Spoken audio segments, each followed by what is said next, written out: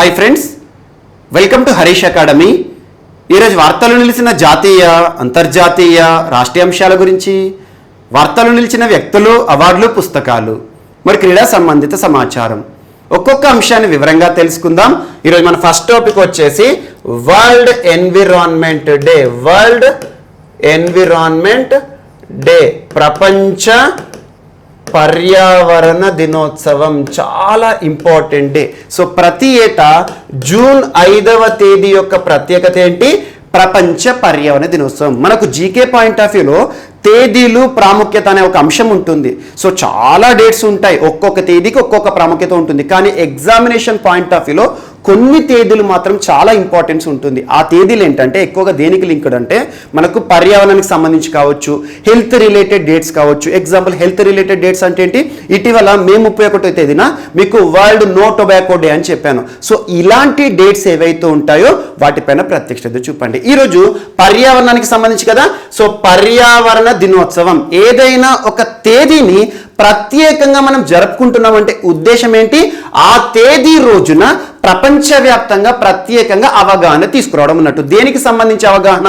Example ఈరోజు June 5th ప్రపంచ పర్యావరణ దినోత్సవం. సో ప్రపంచవ్యాప్తంగా ఇది ఇంటర్నేషనల్ డే, ఇంటర్నేషనల్ సిగ్నిఫికెన్స్ ఉన్న డే. సో ప్రపంచవ్యాప్తంగా పర్యావరణానికి సంబంధించి ప్రత్యేక అవగాహన తీసుకొస్తారన్నట్టు. ఎవరికి? సో ప్రపంచంలోని ప్రతి వ్యక్తికి కూడా పర్యావరణ సంరక్షణ విషయంలో అవగాహన తీసుకురావడానికి జూన్ 5వ తేదీని మనకు వరల్డ్ ఎన్విరాన్మెంట్ డేగా జరుపుకోవడం జరుగుతుంది. ఎవరి ఆధ్వర్యంలో? యుఎన్ఈపి. చాలా ఇంపార్టెంట్. యుఎన్ఈపి అంటే ఏంటి? United Nations Environment Programme. ఏ సంవత్సరంలో ఏర్పాటైంది ఈ సంస్థ? 1972. యుఎన్ఈపి హెడ్ క్వార్టర్ ఎక్కడ అని చాలా పోటీ పరీక్షల్లో ప్రశ్న అడిగారు. ఎక్కడ? నైరోబి. నైరోబి ఎక్కడ ఉంది? కెన్యా. సో ఆఫ్రికా దేశమైన కెన్యాలోని నైరోబి ప్రధాన కార్యాలయంగా పనిచేస్తున్న UNEP, United Nations Environment Programme, ఐక్యరాజ్య సమితి ఆధ్వర్యంలో పనిచేస్తున్న సంస్థ. చాలా ఇంపార్టెంట్ సంస్థ. సో ఈ సంస్థ ప్రతి సంవత్సరం కూడా జూన్ 5వ తేదీని వరల్డ్ ఎన్విరాన్మెంట్ డేగా సెలబ్రేట్ చేయడం జరుగుతుంది. ఎప్పుడైనా గుర్తుంచుకోండి, June 5th world environment day. ఇది మాత్రమే గుర్తుంచుకోకండి. ఏ తేదీ అయినా వార్తలు ఇస్తే ప్రముఖంగా మనకు కనబడితే ఆ తేదీ యొక్క థీమ్ గుర్తుంచుకోండి. ఇక్కడ థీమ్ ఏంటి? ఈ సంవత్సరానికి అంటే 2021 సంవత్సరం జూన్ 5th యొక్క థీమ్ ఏంటంటే ఎకోసిస్టమ్ రిస్టోరేషన్. Ecosystem restoration. ఎప్పుడైనా గుర్తుంచుకోండి, థీమ్స్ ని ఇంగ్లీష్లోనే చూడండి. ఇంగ్లీష్లోనే ఎగ్జామ్లో కూడా ఈ థీమ్కి సంబంధించి ఏదైనా ప్రశ్న అడిగారు అనుకోండి, ఇంగ్లీష్ క్వశ్చన్ చదవండి. ఎందుకంటే ట్రాన్స్లేషన్లో చాలా ఎర్రర్స్ కనబడతా ఉంటాయి. ఇక్కడ ఏమంటున్నాను? Ecosystem restoration. ఎకోసిస్టమ్ అంటే ఏంటి తెలుగులో? పర్యావరణ వ్యవస్థ. సో రీస్టోరేషన్ అంటే ఏంటి? పునరుద్ధరణ. సో పర్యావరణ వ్యవస్థ పునరుద్ధరణ అనే ఇతివృత్తం ఆధారంగా ఈ సంవత్సరం జూన్ 5th ప్రపంచ పర్యావరణ దినోత్సవంగా మనం నిర్వహణ చేసుకోవడం జరుగుతుంది. చాలా ఇంపార్టెంట్. ప్రపంచంలోని ప్రతి వ్యక్తిని కూడా పర్యావరణ సంరక్షణలో బాధ్యుల్ని చేసే ఒక ప్రత్యేక దినోత్సవం అనుకోవచ్చు. అండ్ మన భారతదేశంలో కూడా పర్యావరణ సంరక్షణకు సంబంధించి చాలా చట్టాలు ఉన్నాయి. ఆ చట్టాలన్నీ కూడా మనకు అవసరం లేదు. ముఖ్యంగా రాజ్యాంగంలో పొందుపరచబడిన ప్రకరణలు ఏవైతే ఉంటాయో వాటి పట్ల మాత్రం ప్రత్యేక అవగాహన పెంచుకోండి. మన రాజ్యాంగంలో ఎగ్జాంపుల్ ఆర్టికల్ 21 ఉంది. ఆర్టికల్ 21ని మనం పర్యావరణ వ్యవస్థకి లేదా పర్యావరణ దినోత్సవానికి ఎలా లింక్ చేసుకోవచ్చు? ఆర్టికల్ 21 ఏం చెప్తుంది? రైట్ టు లైఫ్, జీవించే హక్కు.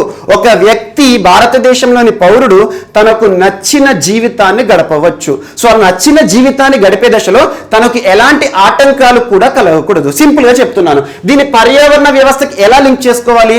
సో జీవించే హక్కుకి పర్యావరణానికి సంబంధం ఏంటంటే సుప్రీంకోర్టు ఒక సంచలనమైన తీర్పు ఇచ్చింది. ఆ తీర్పు ఏంటంటే Subhash Kumar case. So Subhash Kumar versus state of Bihar 1991. ఈ కేసులా గుర్తుంచుకోండి. సో చాలా ఇంపార్టెంట్. మనకు పాలిటీలో కేసెస్ పైన ప్రత్యేకంగా ప్రశ్నలు పడతాయి. So Subhash Kumar versus state of Bihar 1991. ఈ కేసులో సుప్రీంకోర్టు ఏం చెప్పింది అంటే ఒక పౌరుడికి జీవించే హక్కులో భాగంగా సురక్షితమైన గాలిని, పరిశుభ్రమైన నీటిని, పొందే హక్కు ఉంటుంది అని చెప్పడం జరిగింది. ఏ కేసులో? Subhash Kumar versus state of Bihar 1991. అంటే మన జీవించే హక్కులో పర్యావరణం కూడా భాగమే కదా. కలుషితమైన వాతావరణంలో ప్రాణాలే పోతాయి మనకు. అందుకోసం ఏం చెప్తుంది మనకి సుప్రీంకోర్టు? రాజ్యము ప్రజలకు సురక్షితమైన గాలి ఉండేలా ప్రత్యేక చర్యలు తీసుకోవాలి. పరిశుభ్రమైన నీరు ఏదైతే ఉంటుందో ప్రతి ఒక్క వ్యక్తికి అందేలా ప్రయత్నాలు చేయాలి, పథకాలను ప్రారంభించాలని చెప్పడం జరుగుతుంది. సో ఇలా లింక్ చేసుకోండి సబ్జెక్ట్కి. అండ్ నెక్స్ట్ మనకు పర్యావరణానికి సంబంధించి ఆదేశిక సూత్రాల్లో ఆర్టికల్ 48A చాలా ఇంపార్టెంట్. ఆర్టికల్ 48A ఏం చెప్తుంది? పర్యావరణ సంరక్షణకు సంబంధించి. సో పర్యావరణ సంరక్షణ మరియు అటవీ విస్తీర్ణాన్ని పెంచాలి. ఇది ఎవరి యొక్క బాధ్యత? రాజ్యం యొక్క బాధ్యత. ఆదేశిక సూత్రాలు లేదా directive principles of state policy. Directive principles of state policy ఏంటి? These are the directives that are given to the government of the day. అంటే మనల్ని పరిపాలించే ప్రభుత్వం ఉంటుంది కదా, రాష్ట్ర ప్రభుత్వమైనా లేదా కేంద్ర ప్రభుత్వమైనా కూడా ప్రభుత్వం చేయాల్సిన బాధ్యతలు అన్ని కూడా, విధులన్నీ కూడా ఆదేశిక సూత్రాల్లో ఉంటాయి. అలాంటి ఆదేశిక సూత్రాల్లో ఆర్టికల్ 48A అనేది చాలా ఇంపార్టెంట్. ఈ ఆర్టికల్ ఏం చెప్తుంది? పర్యావరణ సంరక్షణ కోసము అటవీ విస్తీర్ణాన్ని పెంచాలి. అటవీ విస్తీర్ణాన్ని ఎలా పెంచడం జరుగుతుంది? చెట్లు నాటే కార్యక్రమాన్ని ప్రారంభించాలి ప్రభుత్వం. అందుకే చూడండి, ఇటీవల మధ్యప్రదేశ్లో అంకుర్ ప్రోగ్రామే కావచ్చు, అంకుర్ చాలా ఇంపార్టెంట్. ప్రాణవాయు అనే ప్రత్యేక పురస్కారాలను కూడా ఇస్తుంది ప్రస్తుతం మధ్యప్రదేశ్ రాష్ట్ర ప్రభుత్వం చెట్లు నాటే కార్యక్రమం. మరి ఎగ్జాంపుల్ మన తెలుగు రాష్ట్రాల్లో ఒకటైన తెలంగాణ రాష్ట్రం ఉంది. హరితహారం అనే ఒక కార్యక్రమాన్ని చేయడం జరుగుతుంది, అమల్లోకి తీసుకురావడం జరిగింది. ప్రతి ఏటా కూడా చెట్లు నాటే కార్యక్రమాన్ని చూడడం జరుగుతుంది. సో హరితహారమే కావచ్చు, అంకుర్ ప్రోగ్రామే కావచ్చు, భారతదేశంలో చెట్లు నాటే కార్యక్రమం అంటే ఉద్దేశం ఏంటి? పర్యావరణాన్ని సంరక్షించాలి. అంటే చెట్లు నాటే కార్యక్రమాలన్నీ కూడా ఏ ఆర్టికల్లో భాగంగా మనం లింక్ చేసుకోవచ్చు? Article 48A. ఇంకొక ఆర్టికల్ గుర్తుంచుకోండి, 51A చాలా ఇంపార్టెంట్. మనకు 51A ఏం చెప్తుంది? ప్రాథమిక విధుల గురించి చెప్తుంది. ప్రతి పౌరుడికి కల్పించబడిన బాధ్యతలు, అంటే మనం చేయాల్సిన విధులు అన్నట్టు. పౌరుడు చేయాల్సిన విధులు, హక్కులేమో ప్రాథమిక హక్కులు, చేయాల్సిన పనులు బాధ్యతలేమో ప్రాథమిక విధులు. సో మనకు ఆర్టికల్ 51Aలో ప్రాథమిక విధుల గురించి ప్రస్తావన ఉంటుంది. అందులో G లేదా 8th నెంబర్లో చూడండి.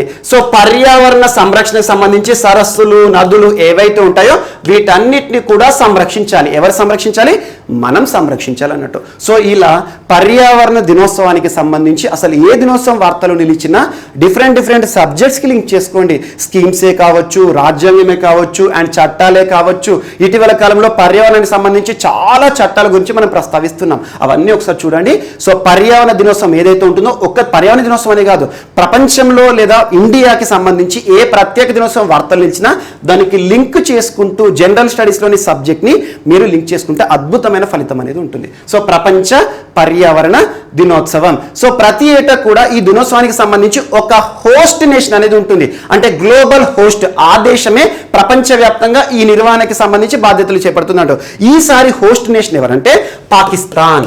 సో పాకిస్తాన్ ఈ సంవత్సరం హోస్ట్ నేషన్ అని గుర్తుంచుకోండి. ఆతిథ్య దేశం పర్యావరణ దినోత్సవానికి అని గుర్తుంచుకోండి, సరిపోతుంది. ఇది ఒకటి ఇంపార్టెంట్. అలా ప్రతి సంవత్సరం పర్యావరణ దినోత్సవానికి సంబంధించి ఒక్కొక్క హోస్ట్ నేషన్ ఉంటుంది, ఒక్కొక్క సంవత్సరం ఒక్కొక్క థీమ్ ఉంటుంది. లాస్ట్ ఇయర్ ఏమో సెలబ్రేట్ బయోడైవర్సిటీ అనే ఇతివృత్తం ఆధారంగా పర్యావరణ దినోత్సవాన్ని చూసాము. ఈ రోజు ఎకోసిస్టమ్ రీస్టోరేషన్ చాలా ఇంపార్టెంట్ థీమ్ని గుర్తుంచుకోండి. UNEP ఐక్యరాజ్య సమితి అనుబంధ సంస్థ, నైరోబి ప్రధాన కార్యాలయంగా పనిచేస్తున్న సంస్థ, 1972 సంవత్సరంలో ఏర్పాటైన సంస్థ. 1974 సంవత్సరం నుండి ప్రతి ఏటా కూడా పర్యావరణ దినోత్సవాన్ని నిర్వహణ చేస్తుంది జూన్ 5ని. చాలా ఇంపార్టెంట్. అండ్ నెక్స్ట్ ఈరోజు సీనియర్ సిటిజన్కి సంబంధించి, వృద్ధులకి సంబంధించి ఒక ప్రోగ్రామ్ వార్తలు ఇచ్చింది, ఒక పోర్టల్ వార్తలు ఇచ్చింది. ఆ పోర్టల్ పేరు ఏంటంటే సేజ్ పోర్టల్. సేజ్ అంటే ఏంటంటే senior care ageing and growth engine. So ఈ సెంటెన్స్ గుర్తుంచుకోండి, సరిపోతుంది.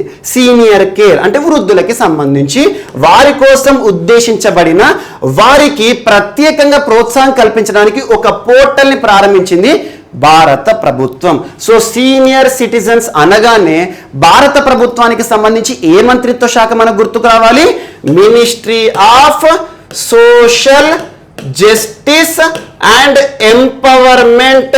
సో సామాజిక న్యాయము సాధికారత మంత్రిత్వ శాఖ చాలా ఇంపార్టెంట్. సామాజిక వ్యవస్థకి సంబంధించి మన సమాజంలో ప్రత్యేక వర్గాల సంరక్షణ అనేది ఈ మంత్రిత్వ శాఖ ఆధ్వర్యంలోనే ఎప్పుడైనా ఏదో ఒక అంశం వార్తలు నిలుస్తుంది. ఎగ్జాంపుల్ ఇటీవల కాలంలో చూడండి, సీనియర్ సిటిజన్ సంబంధించి ఈ వారం 10 రోజుల్లోనే మనం చాలా అంశాలు నేర్చుకున్నాం. ఎగ్జాంపుల్ బెల్ ఆఫ్ ఫెయిత్ అని చెప్పాను. బెల్ ఆఫ్ ఫెయిత్ అనే ఒక ప్రత్యేక కార్యక్రమం ఇటీవల ఏ రాష్ట్రంలో అమల్లోకి రావడం జరిగింది? గ్రామీణ ప్రాంతాల్లో ఒంటరిగా నివసించే వృద్ధుల కోసం ఉద్దేశించబడిన కార్యక్రమం. గుర్తు చేసుకోండి, బెల్ ఆఫ్ ఫెయిత్ కేరళ. మరి ఇటీవల ఆల్మోస్ట్ ఒక 10 days బ్యాక్ ఎల్డర్ లైన్ అనే ఒక హెల్ప్ లైన్ చెప్పాను. ఎల్డర్ లైన్, ఎల్డర్ అంటే పెద్దవాళ్ళు అన్నట్టు. ఎల్డర్ లైన్ 14567 చాలా ఇంపార్టెంట్. ఇది ఒక help line number. Senior citizen కి సంబంధించి ఒక ప్రత్యేక హెల్ప్ లైన్, వారి సమస్యల పరిష్కారం కోసం కేంద్ర ప్రభుత్వం ప్రారంభించిన హెల్ప్ లైన్. కేంద్ర ప్రభుత్వము సీనియర్ సిటిజన్స్, లేదా కేంద్ర ప్రభుత్వము దివ్యాంగులు, కేంద్ర ప్రభుత్వము నిరుద్యోగులు, కేంద్ర ప్రభుత్వము ట్రాన్స్జెండర్స్ అన్నామనుకోండి. ట్రాన్స్జెండర్స్ అయినా, దివ్యాంగులైనా, లేదంటే నిరుద్యోగులైనా, వృద్ధులైనా, వీరికి సంబంధించి Ministry of Social Justice and ఎంపవర్మెంటే వార్తలు నిలుస్తుంది. చాలా ఇంపార్టెంట్. కేంద్ర సామాజిక న్యాయ సాధికారత మంత్రిత్వ శాఖ. ప్రస్తుతం కన్సర్న్ పర్సన్ మినిస్టర్ ఎవరి విధులు నిర్వర్తిస్తున్నారు? తావర్చంద్ గెహ్లాట్. తావర్చంద్ గెహ్లాట్. సో తావర్చంద్ గెహ్లాట్ గారు నిన్నటి రోజున సేజ్ అనే ఒక పోర్టల్ ని ప్రారంభించారు. Senior care ageing and growth engine. SAGE, దీని యొక్క యాక్రోనిమ్ గుర్తుంచుకోండి, senior care ageing and growth engine. ఈ పోర్టల్, ఈ వెబ్సైట్ యొక్క ఉద్దేశం ఏంటంటే, ప్రస్తుతం భారతదేశంలో ఈ సీనియర్ సిటిజన్స్ ఎవరైతే ఉంటారో వృద్ధులకి సంబంధించి వారికి సర్వీస్ చేసే సంస్థలు కానివ్వండి, వారు వాడే ఉత్పత్తులు ఉంటాయి కదా, వస్తువులు ఉంటాయి కదా, ఆ వస్తువులను ఉత్పత్తి చేసే సంస్థలు, స్టార్టప్లు కానివ్వండి, వాటన్నిటిని కూడా ఒకే పోర్టల్ కిందికి తీసుకురావడం జరిగింది. ఒకే పోర్టల్ అంటే ఏంటి? ఇదంతా వన్ స్టాప్ యాక్సెస్ అన్నట్టు. సో సీనియర్ సిటిజన్స్ కోసము భారతదేశంలో పనిచేస్తున్న ప్రతి ఒక్క స్టార్టప్ సంస్థ, ఏ స్టార్టప్ సంస్థలు, వారి కోసం ప్రత్యేక సర్వీసులు ఇస్తున్న సంస్థలే కావచ్చు, వారు వాడే వస్తువులు ఉంటాయి కదా, వాటిని ఉత్పత్తి చేసే సంస్థలు కావచ్చు, వాటన్నిటిని కూడా సేజ్ పోర్టల్ కిందకి తీసుకురావడం జరిగింది. ఆటోమేటిక్ గా సీనియర్ సిటిజన్ ఏం చేస్తారు? ఈ సేజ్ పోర్టల్ ఓపెన్ చేయగానే వారికి కావలసిన సర్వీస్ ని పొందవచ్చు అన్నట్టు. సో అలాంటి ఒక ప్రత్యేక పోర్టల్ June 5th ఈ రోజు నుండి అమల్లోకి రావడం జరిగింది. ఇది ఒకటి ఇంపార్టెంట్. సో ఇటీవల వార్తలు ఇచ్చిన సేజ్ అనే ఒక ప్రత్యేక పోర్టల్ ఎవరి కోసం అన్నామనుకోండి? సీనియర్ సిటిజన్స్ కోసం. సో సీనియర్ సిటిజన్ కి సంబంధించి భారతదేశంలో ఒక సంరక్షణ ఉంటుంది, రాజ్యాంగ సంరక్షణ. రాజ్యాంగంలో ఒక ప్రకరణ ప్రత్యేకంగా సీనియర్ సిటిజన్స్ కోసం ఉద్దేశించడం జరిగింది. అదేంటి? ఆర్టికల్ 41. ఆర్టికల్ 41 ఏంటి? Directive principles of state policy, ఆదేశిక సూత్రాల్లోని 41వ ప్రకరణ సీనియర్ సిటిజన్ కి సంబంధించి, నిరుద్యోగులకి సంబంధించి, దివ్యాంగులకి సంబంధించి సంరక్షణ అనేది ప్రభుత్వం యొక్క బాధ్యత అని తెలిపే ప్రకరణాన్ని గుర్తుంచుకోండి. అందుకే వీరి కోసం ప్రత్యేకంగా పథకాలను కూడా ప్రారంభిస్తుంది కేంద్ర రాష్ట్ర ప్రభుత్వాలను గుర్తుంచుకోండి. సో సేజ్ పోర్టల్ ఈరోజు వార్తలు నిలిచింది, ఇంపార్టెంట్. అండ్ నెక్స్ట్ ఈరోజు CoWIN app. CoWIN. So CoWIN అంటే ఏంటి? COVID-19 vaccine intelligence network. ఈ పూర్తిగా దీని యొక్క ఫుల్ ఫామ్ గుర్తుంచుకోండి. కోవిన్ యాప్ ప్రతి ఒక్కరు చూసే ఉంటారు. కోవిన్ అంటే ఏంటంటే COVID-19 vaccine intelligence network. CoWIN ప్రస్తుతం ప్రతి ఒక్కరు వాడుతూనే ఉంటారు. మీ ఇంట్లో వారి కోసం కానివ్వండి, పెద్దవారి కోసం కానివ్వండి, వ్యాక్సిన్ రిజిస్ట్రేషన్ కోసం ప్రస్తుతం COVID-19 వ్యాక్సిన్ ఉంది కదా, ఆ COVID-19 వ్యాక్సిన్ అనేది ఈ యాప్లో లేదా ఈ వెబ్సైట్లో రిజిస్టర్ చేసుకున్న వాళ్ళకు మాత్రమే ఇవ్వడం జరుగుతుంది.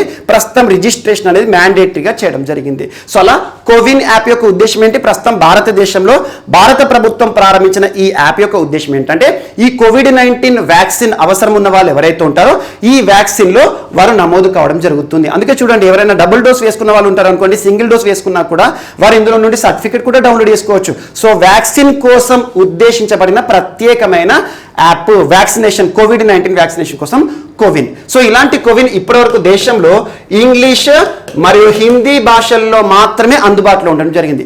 అలాంటి కోవిన్ యాప్ని ఈ రోజు నుండి 10 భాషల్లో అందుబాటులోకి తీసుకురావడం జరిగింది. సో తెలుగుతో పాటు 10 భాషలు, మన తెలుగులో కూడా ఈ కోవిన్ యాప్ని ఓపెన్ చేయడం జరుగుతుంది అన్నట్టు. అంటే ప్రాంతీయ భాషలకు ఇంపార్టెన్స్ ఇవ్వడం జరిగింది. చాలా వరకు కూడా ఇంగ్లీష్, హిందీ తెలియని వాళ్ళు ఉంటారు. అలా ప్రాంతీయ భాషల్లో సేవలు పొందడానికి ఉద్దేశించబడిన ప్రత్యేక అంశంతో కోవిన్ యాప్ ఈరోజు వార్తలు నిలిచింది.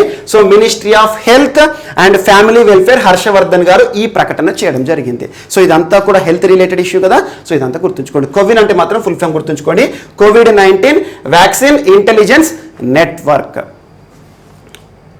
అండ్ నెక్స్ట్ ఈరోజు డిఫెన్స్కి సంబంధించి, సో డిఫెన్స్ రక్షణ రంగానికి సంబంధించి, సో రక్షణ రంగానికి సంబంధించి ఇండియన్ నేవీకి సంబంధించి 2 అంశాలు ఈరోజు వార్తలు నిలిచాయి. ఆ 2 అంశాల్లో ఫస్ట్ వచ్చేసి ఏంటంటే ఇటీవల రక్షణ రంగానికి సంబంధించి డిఫెన్స్ అక్విజిషన్ కౌన్సిల్ అంటే ఏంటంటే రక్షణ రంగానికి సంబంధించి ఏదైనా ఆయుధాలు కొనుగోలు చేయాలన్నా, ఏదైనా పెట్టుబడులు చేయాలన్నా కూడా ఈ సంస్థ ఏదైతే ఉంటుందో డిఫెన్స్ అక్విజిషన్ కౌన్సిల్ ఏదైతే ఉంటుందో దీని ఆధ్వర్యంలో మీటింగ్ అనేది జరుగుతుంది, ఒక సమావేశం జరుగుతుంది అంటూ. ఈ డిఫెన్స్ అక్విజిషన్ కౌన్సిల్ సమావేశాలకు అధ్యక్షత ఎవరు వహిస్తారంటే రక్షణ రంగానికి సంబంధించి కదా రక్షణ శాఖ మంత్రి. ప్రస్తుతం భారతదేశంలో ministry of defence concern person ఎవరు? రాజ్నాథ్ సింగ్. సో రాజ్నాథ్ సింగ్ గారి ఆధ్వర్యంలో ఇటీవల రక్షణ సంబంధిత అంశాలపైన డిఏసి సమావేశం జరిగింది. ఆ సమావేశంలో ఒక కీలకమైన నిర్ణయం తీసుకోవడం జరిగింది. ఆ నిర్ణయం ఏంటంటే 50,000 కోట్ల రూపాయలు, 50,000 కోట్ల రూపాయలతో భారతదేశంలోని ఇండియన్ నేవీ ఏదైతే ఉంటుందో ఇండియన్ నేవీ అవసరాలు తీర్చుకోవడానికి, మన రక్షణ అవసరాలు తీర్చుకోవడానికి 6 సబ్మెరైన్లను తయారు చేయబోతున్నారు. సో 6 సబ్మెరైన్లను తయారు చేయడానికి 50,000 కోట్ల రూపాయలు కేటాయించే విషయంలో ఒక తీర్మానాన్ని డిఎస్సి ఆమోదం తెలపడం జరిగింది. సబ్మెరైన్ అంటే ఏంటి? మీరు సబ్మెరైన్ చూసే ఉంటారు. ఎగ్జాంపుల్ మీకు గాజీ సినిమా ఐడియా ఉంటుంది. సో గాజీ సినిమా మొత్తం కూడా సబ్మెరైన్ గురించే ఉంటుంది. సముద్రం లోపల ముఖ్యంగా మనకు భారతదేశంలో 3 దిక్కుల, భారతదేశానికి 3 దిక్కులా కూడా సముద్రం ఉంది. సో ముఖ్యంగా చూడండి, ఇండియా ఇస్ పెనిన్సులా అంటాం, ద్వీపకల్పం.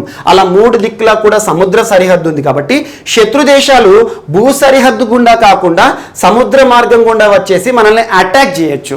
ఎగ్జాంపుల్ చెప్తాను. ఇటీవల చైనా హిందూ మహాసముద్రంలో చాలా రక్షణపరమైన సమస్యలు మనకు సృష్టిస్తుంది, ఎక్కువగా సబ్మెరైన్ వ్యవస్థ ద్వారా.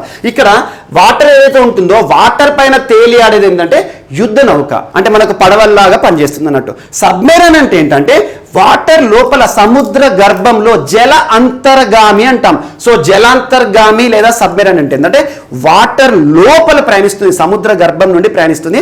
అంటే బయట నుండి చూస్తే మనకి ఏం కనబడదు అన్నట్టు. అలాంటి సబ్మెరైన్ అడ్వాన్స్డ్ టెక్నాలజీతో కూడిన స్కార్పిన్ తరహా సబ్మెరైన్ వ్యవస్థ కంటే కూడా పెద్ద సబ్మెరైన్ తయారు చేయడానికి ఇటీవల భారత ప్రభుత్వం రక్షణ మంత్రిత్వ శాఖ లేదా రక్షణ మంత్రి రాజ్నాథ్ సింగ్ గారి ఆధ్వర్యంలో జరిగిన డిఫెన్స్ అక్విజిషన్ కౌన్సిల్లో 50,000 కోట్ల రూపాయలు కేటాయించింది.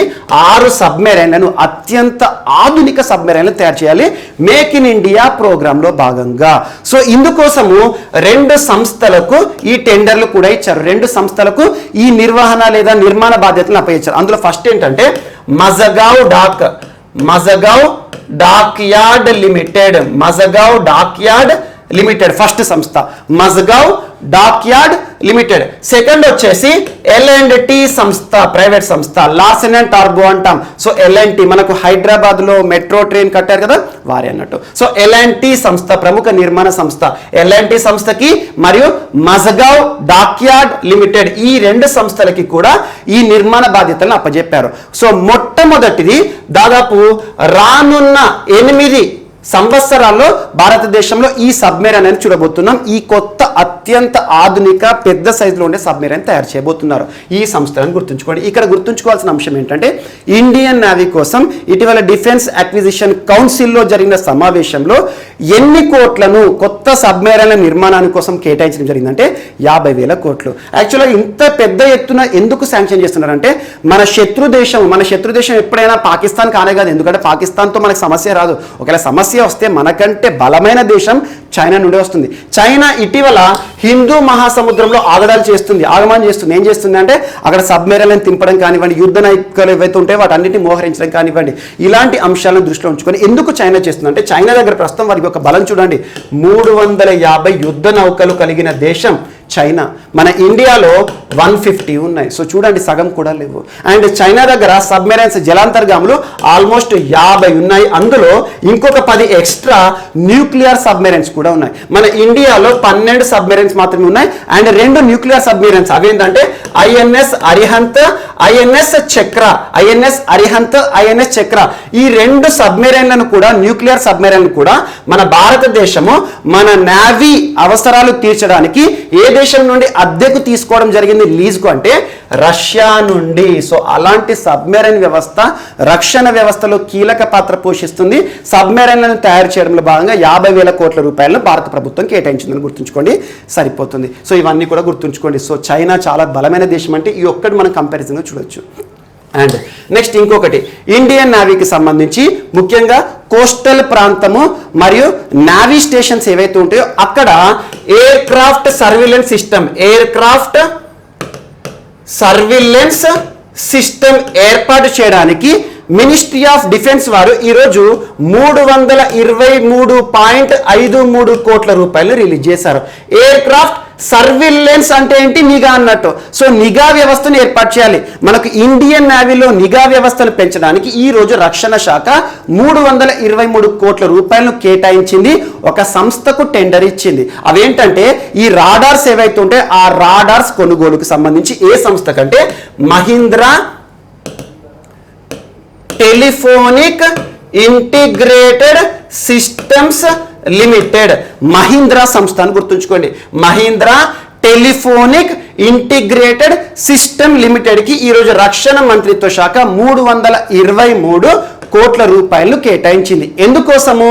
వారు మన ఇండియన్ నేవీ అవసరాలు తీర్చడానికి ప్రత్యేక నిఘా వ్యవస్థలు, నిఘా పరికరాలను తయారు చేయడానికి అని గుర్తుంచుకోండి. ఇవి 2 కూడా ఈరోజు ఇండియన్ నేవీకి సంబంధించి రక్షణ శాఖ ఆధ్వర్యంలో కదా త్రివిధ బలగాలు ఏవైతే ఉంటాయో అవన్నీ కూడా రక్షణ శాఖలోనే అంతర్భాగంగా ఉంటాయి. సో ఇదొకటి ఇంపార్టెంట్. సో మహీంద్రా మనకి టెలిఫోనిక్ ఇంటిగ్రేటెడ్ సిస్టమ్ సర్వీసెస్ అని గుర్తుంచుకోండి, సరిపోతుంది.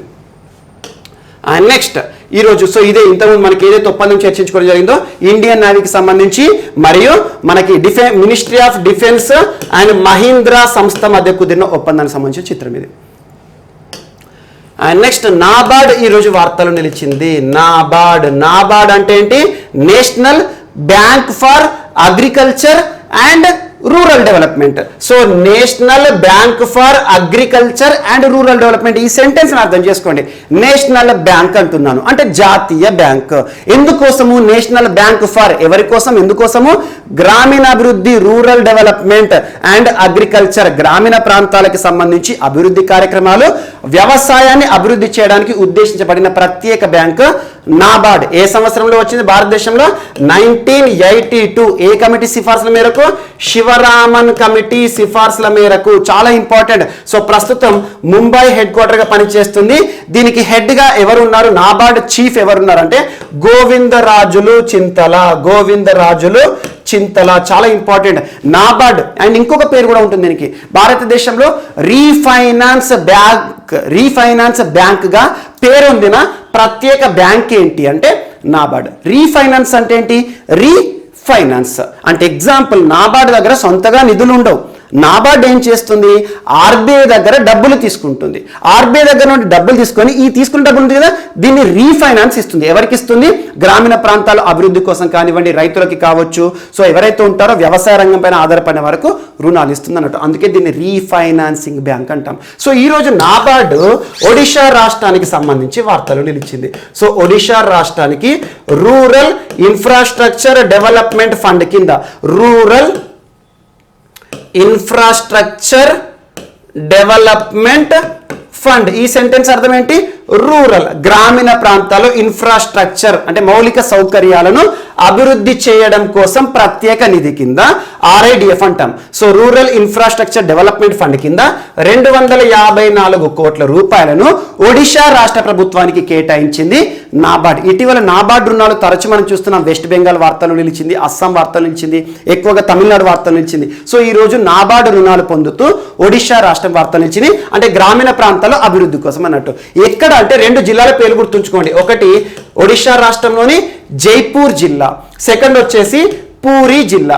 ఈ 2 జిల్లాల్లో కూడా గ్రామీణ ప్రాంతాలు ఉంటాయి కదా, గ్రామాలు ఉంటాయి కదా, ఆ గ్రామీణ ప్రాంతాల్లో ప్రతి వ్యక్తికి కూడా 70 లీటర్లు 70 litres per day water every day నీటి సౌకర్యం, నీటి సరఫరా కోసం ఉద్దేశించబడే నిర్మాణ పనులు ఏవైతే ఉంటే అందుకోసం ఈ నిధి ఉపయోగపడుతుంది అన్నట్టు. సో 254 కోట్ల రూపాయలతో ఒడిశా ప్రభుత్వం ఏం చేస్తుంది, జైపూర్ మరియు పూరి ఈ జిల్లాల్లో గ్రామాలు ఏవైతే ఉంటాయో గ్రామాల్లో నివసించే గ్రామీణ జనాభా ఉంటుంది కదా, ప్రతి వ్యక్తికి ప్రతిరోజు కూడా 70 లీటర్ల నీటిని సరఫరా చేస్తుంది. So functional house hold tap connections ని ప్రొవైడ్ చేస్తుంది. Functional house hold tap connections అంటే ఇంటింటికి నల్లాను బిగించేసేసి ఆ నల్లా ద్వారా నీటిని సరఫరా చేస్తుంది అన్నట్టు. సో నీటి సరఫరా కార్యక్రమాల కోసం ఈ నిధిని ఖర్చు చేయబోతుంది ఒడిశా రాష్ట్ర ప్రభుత్వం. చాలా ఇంపార్టెంట్. అండ్ ఇటీవలే మనకు ఒడిశా రాష్ట్రానికి సంబంధించి సుజల్ అనే ఒక ప్రత్యేక కార్యక్రమాన్ని చెప్పాను. సుజల్ 24/7 ట్యాప్ వాటర్ అనేది ప్రొవైడ్ చేయడం జరుగుతుంది. నీటి సౌకర్యాలు ఎక్కడికి సంబంధించి,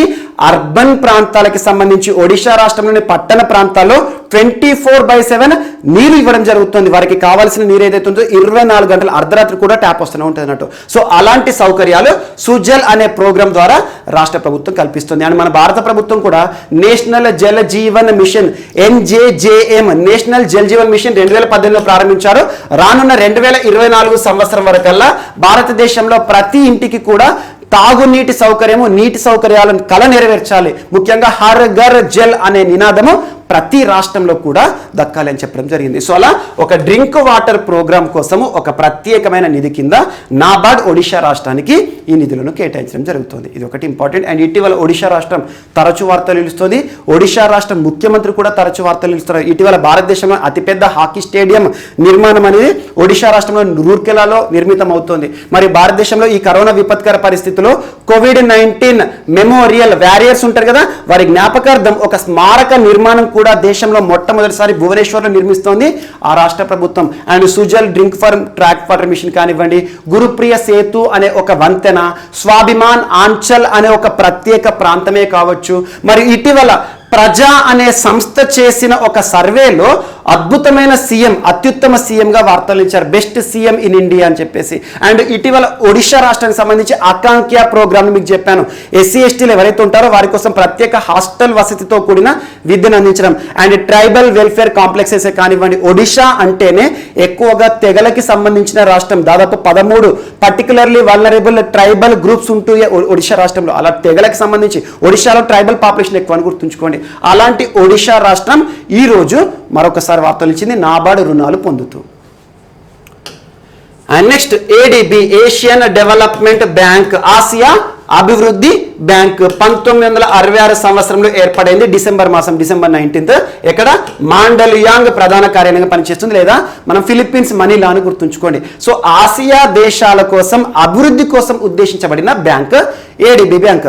ఈరోజు ADB బ్యాంక్కి భారత ప్రభుత్వానికి ఇండియన్ గవర్నమెంట్ మధ్య ఒక ఒప్పందం కుదిరింది. దేనికి సంబంధించి అంటే సిక్కిం రాష్ట్రంలో అభివృద్ధి కార్యక్రమాల కోసం, ముఖ్యంగా రోడ్ ఇన్ఫ్రాస్ట్రక్చర్ కోసం, రహదారుల అభివృద్ధి కార్యక్రమాల కోసం 2.5 మిలియన్ US డాలర్ల రుణాన్ని ADB ప్రొవైడ్ చేస్తుంది. ఇక్కడ ఇండియన్ గవర్నమెంట్ పాత్ర ఏంటి? ఇండియన్ గవర్నమెంట్ షూరిటీ అన్నట్టు. సో సిక్కిం రాష్ట్రంలో రహదారి అభివృద్ధి కార్యక్రమము లేదా ఇన్ఫ్రాస్ట్రక్చర్ డెవలప్మెంట్ కోసం ఉద్దేశపడే ప్రత్యేకంగా 2.5 మిలియన్ డాలర్స్ ఏవైతే ఉంటాయో వాటిని ADB రుణ సాయం చేస్తూ ఈరోజు వార్తలు ఇచ్చింది. సిక్కింకి సంబంధించి భారతదేశంలోనే మొట్టమొదటి ఆర్గానిక్ స్టేట్ సిక్కిం. సో మొట్టమొదటి కాదు, ఏకైక ఆర్గానిక్ స్టేట్ సిక్కిం. సో అలాంటి సిక్కింకి సంబంధించి ఇన్ఫ్రాస్ట్రక్చర్ డెవలప్మెంట్ ఫండ్ కింద ఈరోజు ADB ప్రత్యేక రుణాలను కేటాయించడం జరిగింది. 2.5 మిలియన్ డాలర్స్ అని గుర్తుంచుకోండి. అండ్ నెక్స్ట్ టాపిక్ వచ్చేసి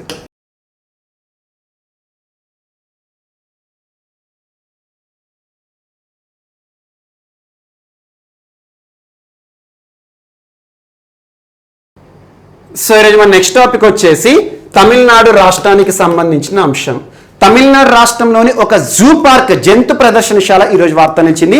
ఆ జూ పార్క్ పేరేంటంటే అరైనర్ అన్నా. పేరు గుర్తుంచుకోండి.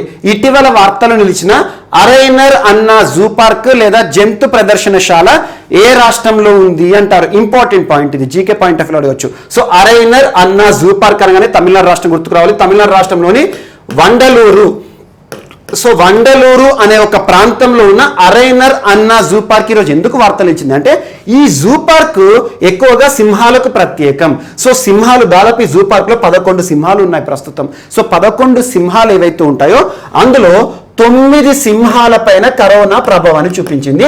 అంటే ఏంటి, ఈ అరైనర్ అన్న జూ పార్క్ లోని సింహాలు ఏవైతే ఉంటాయో అందులో 9 సింహాలకు కరోనా వైరస్ సోకడం జరిగింది. అలా కరోనా వైరస్ సోకబడిన సింహాలు ఏవైతే ఉంటాయో అందులో 9 సింహాల్లో ఒక సింహం నిన్నటి రోజున మృత్యువాత కూడా పడడం జరిగింది, అంటే మరణించింది అన్నట్టు. సో ఆ సింహం పేరు నీలా. సో ఈ పేరు గుర్తుంచుకోవాలంటే అవసరం లేదు. యాక్చువల్గా జంతు ప్రదర్శనశాలలో సింహాలు కానివ్వండి, పులులు కానివ్వండి, వీటికి పేర్లు పెట్టడం అనేది సర్వసాధారణంగా ఉంటుంది. ఎందుకంటే సింహాలను గుర్తుపట్టడానికి వారు ఎక్కడైతే ఉంటారో జూ సిబ్బంది వారికి పేర్లు పెడతారు అన్నట్టు, నామకరణం చేస్తారు. సో అలా అరైనర్ అన్న జూ పార్క్ లోని ఒక సింహము నీలా అనే ఒక సింహము మృత్యువాత పడింది. దేనివల్ల? సో కరోనా వైరస్ సోకడం ద్వారా కరోనా వైరస్ ప్రభావం అనేది జంతువుల పైన కూడా చూపిస్తుందని ఒక నిదర్శనం మనం ఇక్కడ గుర్తుంచుకోవచ్చు. సో మిగతా 8 సింహాలు ఏవైతే ఉంటాయో వాటన్నిటిని కూడా ఐసోలేట్ చేయడం జరిగింది, ఐసోలేషన్ కి షిఫ్ట్ చేయడం జరిగింది. ఐసోలేషన్ అంటే ఏంది? ఆ జంతు ప్రదర్శనశాల ఉంటుంది కదా, అందులోని ఒక సుదూరమైన ప్రాంతంలో వాటన్నిటిని కూడా సంరక్షిస్తారు అన్నట్టు. ఎందుకంటే వాటి నుండి మిగతా జంతువులకు వైరస్ సోకకుండా, వైరస్ వ్యాప్తి చెందకుండా. సో ఈ అంశంతో ఈరోజు వార్త నిలిచింది. తమిళనాడు రాష్ట్రంలోని వండలూరు వద్ద ఉన్న అరైనర్ అన్న జూ పార్క్. ఇటీవల వార్తలు నిలిచిన అరైనర్ అన్న జూ పార్క్ ఎక్కడ ఉంది? తమిళనాడు రాష్ట్రం వండలూరు అని గుర్తుంచుకోండి. ఎందుకు వార్త నిలిచింది? సో సింహాల పైన కూడా కరోనా ప్రభావం అనే అంశంతో వార్త నిలిచింది. అండ్ ఇటీవల సేమ్ ఇదే అంశంతో హైదరాబాద్లోని నెహ్రూ జువలాజికల్ పార్క్ కూడా వార్తలు నిలిచింది. నెహ్రూ జువలాజికల్ పార్కులో 8 సింహాల పైన కరోనా ప్రభావం చూపించింది. 8 సింహాలకు కరోనా వైరస్ సోకిందనే విషయాన్ని చెప్పాను ఆల్మోస్ట్ ఒక 20 డేస్ బ్యాక్. ఈ రోజు తమిళనాడు రాష్ట్రానికి సంబంధించి అరైనర్ అన్న జూ పార్క్ వార్తలు నిలిచింది. ఈ రెండు కూడా గుర్తుంచుకోండి. అండ్ ఇటీవల జంతువులకు సంబంధించి కరోనా వైరస్ అనే అంశం తరచూ వార్తలు నిలుస్తుంది. ఎగ్జాంపుల్ చూడండి, 2020 సంవత్సరంలో భారతదేశంలో జంతువుల పైన కూడా కరోనా వైరస్ ప్రభావాన్ని చూపిస్తుందని చెప్పేసి జంతువుల కోసం ప్రత్యేకంగా ఒక ఐసోలేషన్ వార్డు కూడా వార్తలు నిలిచింది. భారతదేశంలోని ప్రముఖ national park Jim Corbett national park అనగానే ఏ రాష్ట్రం గుర్తుకు రావాలి? ఉత్తరాఖండ్ రాష్ట్రం. సో ఉత్తరాఖండ్ రాష్ట్రంలోని జిమ్ కార్బెట్ నేషనల్ పార్క్ లో ముఖ్యంగా జంతువుల కోసం ఐసోలేషన్ వార్డులను కూడా ఏర్పాటు చేయడం జరిగింది 2020 సంవత్సరం ఏప్రిల్ మాసంలో. సో ఇలాంటి అంశాలను లింక్ చేసుకోండి. సో జంతువులకి సంబంధించి కూడా కరోనా వైరస్ ప్రభావం అనేది వార్తలు నిలుస్తుంది. అండ్ ఇటీవల ఇదే అంశాన్ని దృష్టిలో ఉంచుకొని ప్రపంచంలోనే మొట్టమొదటి దేశంగా రష్యా వార్తలు నిలిచింది. దేనికి సంబంధించి? జంతువుల పైన కూడా పనిచేసే కోవిడ్-19 వ్యాక్సిన్ తయారు చేయడం జరిగింది. ఆ వ్యాక్సిన్ పేరేమని చెప్పాను? కార్నివాక్ కోవ్. చాలా ఇంపార్టెంట్. ఇటీవల వార్తలు నిలిచిన కార్నివాక్ కోవ్ అనే వ్యాక్సిన్ యొక్క ఉద్దేశం ఏంటి? వేటిపై పనిచేస్తుందంటే జంతువులపై కూడా పనిచేసే కోవిడ్-19 వ్యాక్సిన్ అని గుర్తుంచుకోండి. దీన్ని తయారు చేసి వార్తలు ఇచ్చిన సంస్థ ఏంటి? రష్యాకి చెందిన ప్రముఖ సంస్థ రసెల్ కాజ్నాట్జోర్ అనే సంస్థ కార్నివాక్ కోవ్ అనే ఒక వ్యాక్సిన్ తయారు చేసింది ప్రత్యేకంగా జంతువుల కోసం. సో ఇలాంటి అంశాలు చూడడం ద్వారానే మనకు ముఖ్యంగా జంతువులకి కూడా కరోనా వైరస్ సోకుతుంది, ఈ వ్యాప్తి జరుగుతుంది. జంతువుల నుండి మిగతా జంతువులకు వచ్చింది అనుకోండి, కరోనా ఉధృతిని ఎవరు కూడా కట్టడి చేయలేరు. సో ఇవన్నీ కూడా లింక్ చేసుకోండి. మనకి ఈరోజు తమిళనాడు రాష్ట్రంలోని అరైనర్ అన్న జూ పార్క్, అందులోని నీలా అనే ఒక సింహము మృత్యువాత చెందింది just because of corona virus వల్ల అని గుర్తుంచుకోండి. అండ్ మిగతా ఏవైతుంటే వాటన్నిటి కూడా సంరక్షిస్తున్నారు, ట్రీట్మెంట్ కూడా ప్రారంభించడం జరిగింది. ఇది ఒకటి ఇంపార్టెంట్. అండ్ నెక్స్ట్, ఈరోజు రాజీవ్ గాంధీ అంతర్జాతీయ విమానాశ్రయం, రాజీవ్ గాంధీ ఇంటర్నేషనల్ ఎయిర్పోర్ట్ ఎక్కడ? హైదరాబాద్. సో భారతదేశంలోని ప్రముఖ విమానాశ్రయాలు ఏవైతే ఉంటే వాటి పేరు గుర్తుంచుకోండి. ఛత్రపతి శివాజీ టెర్మినల్ అనగానే, ఛత్రపతి శివాజీ అనగానే మనకి ఏ రాష్ట్రం గుర్తుకు రావాలి? మహారాష్ట్ర. మహారాష్ట్రకి సంబంధించిన ప్రముఖ సిటీ ఏంటి? క్యాపిటల్ ముంబై. ముంబైలోని airport Chhatrapati Shivaji international terminal.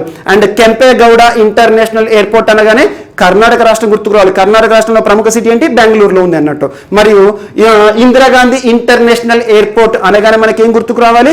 ముఖ్యంగా ఢిల్లీ, భారతదేశ రాజధాని అయిన ఢిల్లీలోని ఎయిర్పోర్ట్ ఏదైతే ఉంటుందో ఆ ఎయిర్పోర్ట్ పేరు ఇందిరాగాంధీ ఇంటర్నేషనల్ టెర్మినల్. చాలా ఇంపార్టెంట్. అండ్ ఇటీవల విడి సావర్కర్ గారు వార్తలు నిలిచారు. విడి సావర్కర్ ఇంటర్నేషనల్ ఎయిర్పోర్ట్ అనగానే మనకు పోర్ట్ బ్లేర్ గుర్తుకు రావాలి, అండమాన్లో ఉంది. సో ఇలాంటివి ఖచ్చితంగా చూడండి. ఈ రోజు రాజీవ్ గాంధీ ఇంటర్నేషనల్ ఎయిర్పోర్ట్ వార్తలు నిలిచింది.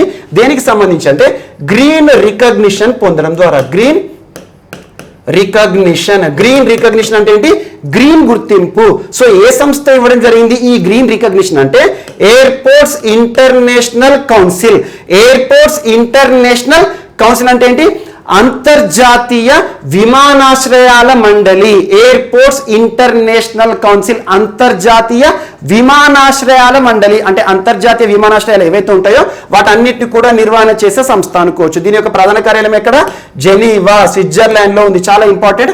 1991లో ఏర్పాటు చేయబడిన సంస్థ. సో అంతర్జాతీయ స్థాయిలో గుర్తింపు పొందిన విమానాశ్రయాలు ఏవైతే ఉంటాయో వాటన్నిటికీ కూడా పురస్కారాలు ఇస్తుంది. ఈ రోజు అంతర్జాతీయ విమానాశ్రయాల మండలి Asia Pacific green airports recognition programme లో భాగంగా Asia Pacific green airports recognition అంటే ఏంటంటే దాదాపు minimum 25 million people per year ఏవైతే ఎయిర్పోర్ట్స్ ఉంటాయో ఆ ఎయిర్పోర్ట్స్ లో యావరేజ్ గా ఒక సంవత్సరానికి 25 మిలియన్ల జనాభా ట్రావెలింగ్ చేస్తున్నారు అనుకోండి. అద్భుతమైన సౌకర్యాలు కల్పిస్తున్న విమానాశ్రయాలు ఏవైతే ఉంటాయో వాటికి గ్రీన్ రికగ్నిషన్ ఇవ్వడం జరుగుతుంది. ఇక్కడ ఏమంటున్నాను?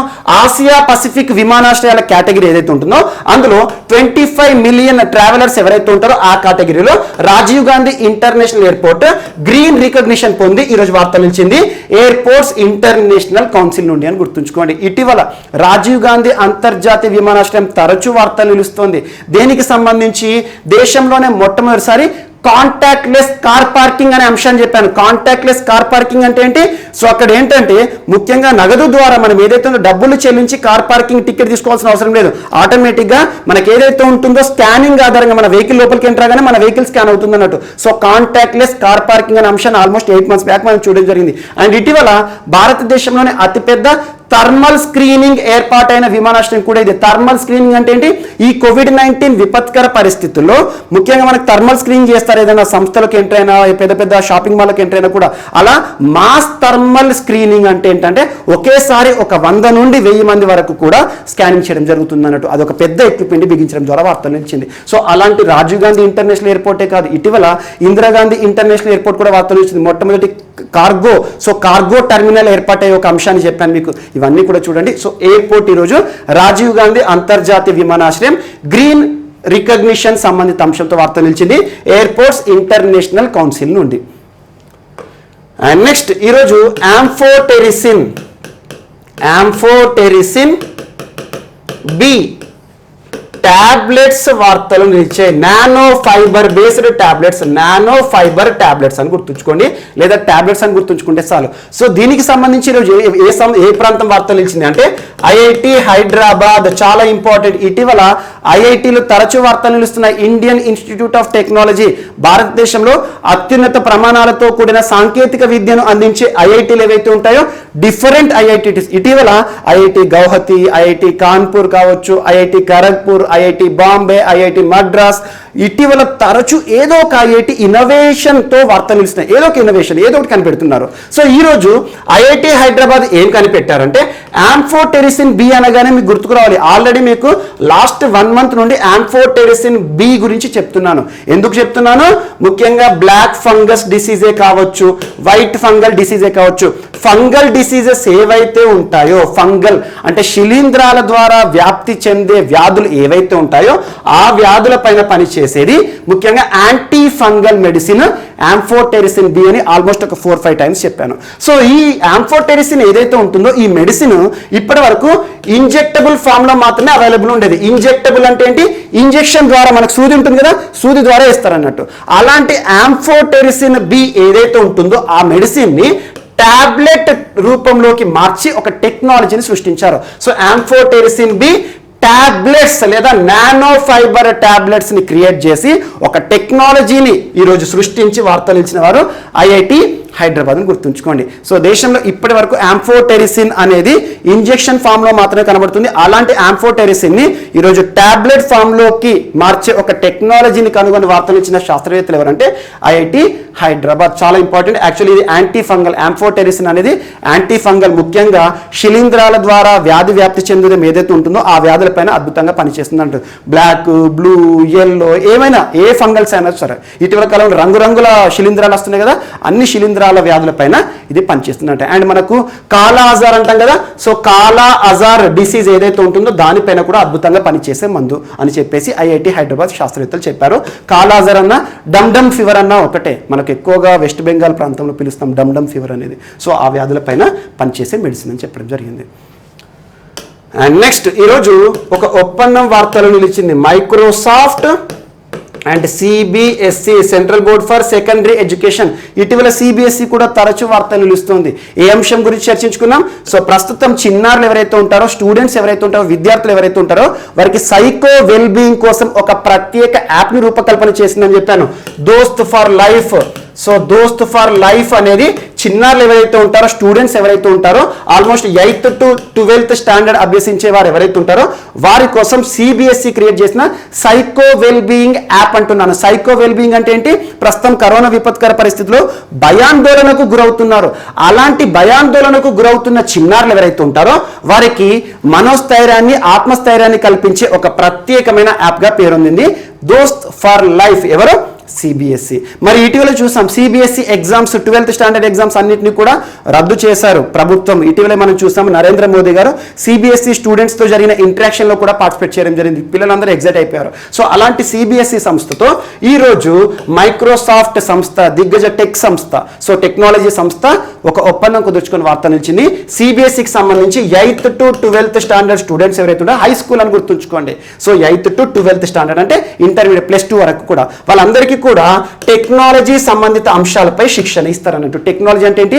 సాంకేతిక విద్య. ఇది టెక్నాలజీ సంస్థ కదా. ముఖ్యంగా మైక్రోసాఫ్ట్ లో ఉద్యోగం అంటేనే మనకు బీటెక్, టెక్నాలజీ బ్యాక్గ్రౌండ్ కూడా వచ్చారు ఉంటారు. ముఖ్యంగా ప్రస్తుతం మారుతున్న పరిస్థితిలో టెక్నాలజీ అనేది కీలక పాత్ర పోషిస్తుంది. ప్రతి ఒక్క యాప్లు వస్తున్నాయి.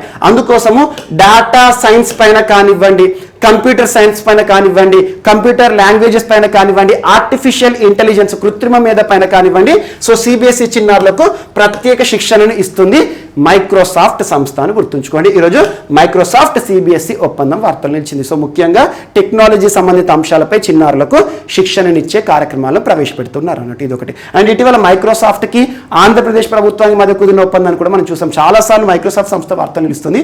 ఈరోజు central board for secondary education Microsoft ఒప్పందం ప్రముఖంగా వార్తలు నిలిచింది. అండ్ నెక్స్ట్ ఈరోజు వార్తల్లో వ్యక్తులు.